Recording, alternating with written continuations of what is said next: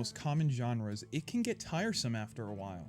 Seeing a big map loaded with little nodes just for you to check them off a list can make a game seem tedious. However, is it possible to change the formula up just enough to make an open world game really feel open again? Well, let's get this review started and find out. This is Days Gone.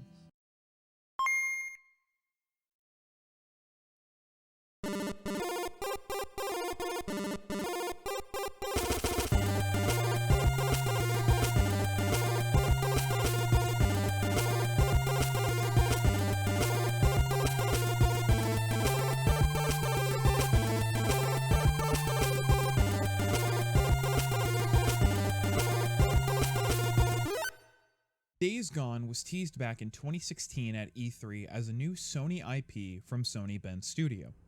Its initial trailer was a montage of different destroyed locales in Oregon, the game's setting. The trailer that caught my eye, however, was the Horde trailer that followed. This was what hooked me. Bend Studio took this time to show off their new technology, which allowed them to have a horde of dozens and dozens and dozens of freakers, this game's zombies, chasing the game's protagonist, Deacon St. John. I got so hyped from seeing that, and while some of my friends at the time brushed it off because they felt like it was going to be just another Last of Us, I stayed optimistic. After that E3, I didn't hear too much more until the reveal trailer in 2018. This trailer put an emphasis on how deadly the Midwest was going to be with the game's tagline, "The world comes for you." After that, there was a Game Informer cover story, and then the launch. Now, as excited as I was for the game, I was unable to get it at launch. April 2019 came through, and I heard all the hype around the game. Since I knew I was going to pick it up that Christmas, I stayed spoiler free, which in today's social media spoiler fest of a society was pretty surprising to me. All I knew was it lived up to expectations and had gotten a lot of post-launch support with the likes of patches, an added New Game Plus mode, a survival difficulty, and a challenge mode, all for free. Now, even though I got this game this past Christmas, I didn't pick it up for the first time until this review. But now that it's celebrated its first birthday, let's see if it lives up to my expectations. I just want to mention for the record, I will only be going over the main game of Days Gone and not the challenge mode. So let's start with the plot. Also, I'm going to keep this summary as spoiler free as I can, so don't expect an in-depth plot synopsis with this video. A spoiler cast may come down the line though, because I would like to give my full thoughts on the story. Days Gone is the tale of a former biker outlaw, Deacon St. John. I say former because the game primarily takes place post-Outbreak. The game opens up with Deacon, his wife Sarah, and his best friend Boozer trying to navigate the city of Farewell as chaos ensues. If you played The Last of Us, this intro will feel very similar. Honestly, if I didn't know anything about either game and you just stitched both the opening sequences together, I would be under the assumption they were the same game. Deacon and company make their way to a rooftop where this game's big government agency, Nero, has a chopper and is loading people up to evacuate them. Deacon gets into an argument with a very timid Nero agent about loading Sarah on board. You see, Sarah's been stabbed and she needs some serious medical attention. Agent O'Brien here tells Deacon there's only room for 2 more people. Not wanting to leave Boozer behind, who's also injured, Deacon loads up Sarah, finds out where the chopper is headed, gives her his biker ring, makes her promise to give it back to him, and stays behind. Time jump 2 years later, and we take control of Deacon as he and Boozer are on a run to chase down a bounty target. At this point, the game throws you right into the action, teaching you the basics of riding your bike, boosting, firing your weapon, and tracking enemies. Amidst the bike chase, Deacon's bike is damaged. So after dealing with Leon, their target, they head out to a local mechanic shop to find the part they need. Along the way, the game teaches you more about looting cars and crafting items. It is also here where we have our first encounter with the Freaks. Freaks, like I mentioned before, are this game's zombies, except they aren't the shuffling kind. Oh no, they've been related to more of the 28 days later kind. They will chase you down until you've either escaped them, killed them, or they've killed you. After the small encounter, Boozer and Deacon make it to their destination. It's here they discover freaker nests that need to be burned down with Molotovs to make the area safe. After clearing out the buildings and the rest of the area, Deacon finds the part he needs before hearing Boozer in distress. Deacon rushes to find him being attacked by a bunch of skinheads called Rippers, one of the factions in the game. These skinheads burn off one of Boozer's biker tattoos before Deacon is able to take them all out. With Boozer in critical condition, Deacon takes him to their base in O'Leary Mountain. After making sure Boozer is okay, Deacon heads out to retrieve his bike. Along the way, he dispatches a marauder camp, avoids a run-in with some freaks, and finally comes to the spot where they hid his bike. Except, his bike's not there. Deacon finds someone snooping around the area, recognizes him for one of the local survivor camps, and chases him down. Once at the camp, Deacon runs into Manny, the camp's mechanic. When questioned about the bike, Manny confesses about how they parted it out, not realizing it was Deacon's.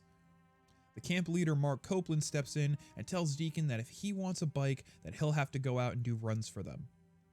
Thus, the game really opens up. On this run, however, Deacon comes across a Nero chopper. Following the chopper, Deacon gets a chance to spy on them, to see why they've decided to come back into the shit. This is the catalyst for the entire plot. During the game, we get flashbacks of what happened 2 years prior, and we've come to find out that Deacon's wife Sarah died at the camp she was taken to because it ended up being overrun. However, seeing this Nero team causes Deacon to believe that there's a small chance that maybe she survived. Boozer, however, still succumbing to his wounds, thinks Deacon is just chasing ghosts. So from this point forward, Deacon continues to follow Nero around, all while meeting more survivors and helping various camps along the way. Only thing motivating Deacon to continue his pursuit is the hope that Sarah may still be alive. Whew. Okay, I know that was a lot, but that wasn't even scratching the surface of what happens in this game. There were plenty of twists and turns that I just don't want to spoil here. Just know that the plot of this game kept me on my toes the entire time. So let's talk about gameplay. While a plot like this can keep you hooked in, the gameplay has to be enjoyable as well. Otherwise, getting to the next story beat can seem like kind of a slog. I can thankfully say, however, that Days Gone does a great job of keeping the gameplay from going stale. I mentioned that at the beginning of this video, most open world games clutter your map with every node and icon possible. This leads a person like myself to feel very overwhelmed. I know that I don't need to do everything I see, but seeing all those little icons makes me feel like I have to. Days Gone doesn't do that. Your map in Days Gone is covered in white fog that lifts as you drive around. There's no watchtowers or viewpoints to clear and synchronize to, but as it opens, you may only see a few icons pop up. All the major camps have their own icon, and maybe you'll see some historical landmark icons that you've driven by, or some freaker nests and the like. There's plenty to do. Ben Studio just didn't overload the player by throwing icons for everything at you all at once. As you ride around the world, you'll hear Deacon comment on the stuff that's around him. If there's a nest nearby, he'll remark about the smell or how he has to come back and clear it out. If you drive past a marauder camp, he'll remark about how dangerous they are if they're not dealt with. It's in these moments where your map will update. You'll see the icons for the infestation zones, camps, abandoned Nero checkpoints, whatever you may stumble upon. When you clear marauder camps out, they'll usually have a bunker. And when you find that bunker, there will be a map inside that updates your map with icons of things that you haven't driven by yet in the area. Now, there are multiple marauder camps in all the different zones of the map. So unlocking one marauder camp won't necessarily show you every icon, just what's relevant to that specific section you're in.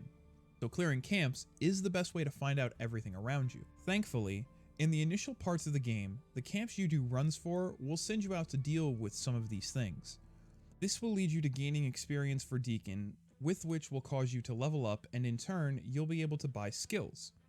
I managed to get all the skills by the end of the game, and while some are really useful, like reloading while sprinting, or increased bullet penetration while using focus, this game's slowdown mode, some I didn't really find as useful. They were almost there just for the sake of filler. However, doing these little side missions and clearing out any of these areas yields extra stuff as well. Nero checkpoints and research sites give you a permanent upgrade to your health, stamina, or focus, and little audio recordings about what Nero was doing at that location, either as the shit was going down or a little bit after the fact. Besides the map locations, clearing out camps give you new crafting recipes. However, some things won't give you new unlocks right away, and there's a reason for that. While there is one big overarching narrative, there are a bunch of smaller narrative threads that feed into it.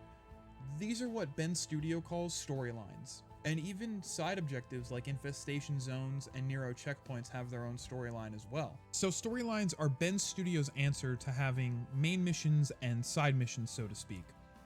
Everything you do in this game, minus finding collectibles, has its own storyline. Deacon dealing with his possible dead wife? Storyline. Boozer getting his arm burned and the repercussions that follow? Storyline. Clearing out all the freaker nests is its own storyline, and as you clear more, the percentage bar fills up, and at certain thresholds, you get different unlocks. These unlocks vary from crafting recipes, as I've mentioned before, to new bike skins, which I'll get into in a bit, and even weapons. Narratively, clearing out these little side objectives makes the roads a safer place for Deacon and the survivors. This is what kept me doing them. I felt a need to do them because I was so invested in the characters and the world. You can clean up a few storylines by helping the camps out, and every mission you do for them earns you trust and credits. Think of trust like your reputation.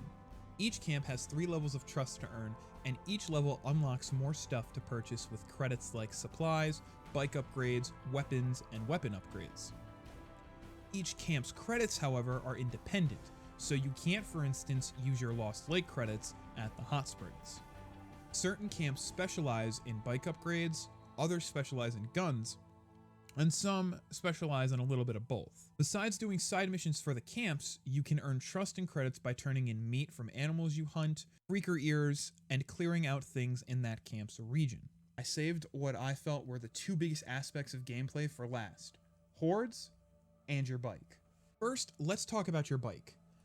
Deacon, being a member of a former bike club, is well versed in riding.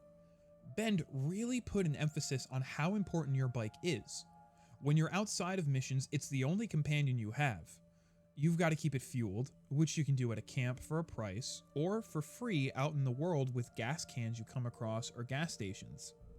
You need to keep it repaired with scrap you find lying around, or from popping the hoods of cars, or again at a camp for a price. While you can walk everywhere, the bike is your main and fastest mode of transportation. I got really attached to my bike, and I personally did everything in my power to upgrade it as much as I could and as soon as I could. Not only does upgrading it help it from constantly needing to be repaired with scrap, it just felt right to do. I would always do whatever side missions came up just so I could keep pushing for that next trust rank or those extra credits. They don't skimp on the bike upgrades either. You've got performance upgrades like the engine, or nitro, or frames, tires, and saddlebags to store more ammo. You've got visual upgrades like the front fender and the exhaust pipe, and custom bike skins you can unlock from finishing storylines. The game actually comes with some skins already preloaded in that reference other PlayStation titles like Uncharted, God of War, and Horizon Zero Dawn. I recommend getting the bigger gas tank as soon as you can, because if you decide to fast travel, you better have enough fuel or you won't be able to make it. Speaking of fast traveling, if you don't feel like driving around, you can fast travel to any of the major camps, any camp with a bunker you've cleared out, or any other location that's marked with a fast travel symbol. However, what I came to find out after I'd already beaten the game is the more you fast travel, the longer it takes for the encampments to radio you for side missions. So it pays off just to drive around and discover things on your own rather than fast traveling back and forth every chance you get. I will say, every time I thought I was about to buy my last bike upgrade, the story would push me into a new camp which would offer a whole new set of upgrades for me to buy. The biggest selling point for this game, however, was the hordes, and let me tell you, they are no joke. Hordes like to travel at night, and in the beginning of the game, if you accidentally stumble upon one, turn around and ride away as fast as you can. During the day, however, they usually are in caves hibernating, so the roads should be somewhat safer. I came across my first horde on accident before the game taught me about them, and they completely destroyed me. In fact, that actually kind of happened a lot in the beginning of the game. Because I was just driving around and discovering things, I would come across stuff before the game would properly introduce it to me. But after I got destroyed by the horde, I took to YouTube and watched videos on how to deal with them effectively, found out that there were certain guns that I could buy and unlock that would help me early on, and what stuff would be available to me later to use. However, even with that knowledge, hordes can still be overwhelming, and this is for two reasons. One, they take a lot of bullets to put down. And two, if there are no explosives or traps nearby, you better pray you have enough materials to craft stuff, or you're going to be in for a rough time. Oh, quick side note, because I forgot to mention this earlier, the crafting in this game is very similar to The Last of Us, except the only difference is you have a lot more tools to craft that will unlock as you finish storylines and progress through the game, and crafting components are a little bit more readily available in the world. My best advice is to try and unlock some good auto-firing weapons from camps or picking them up off of rippers or marauders you kill.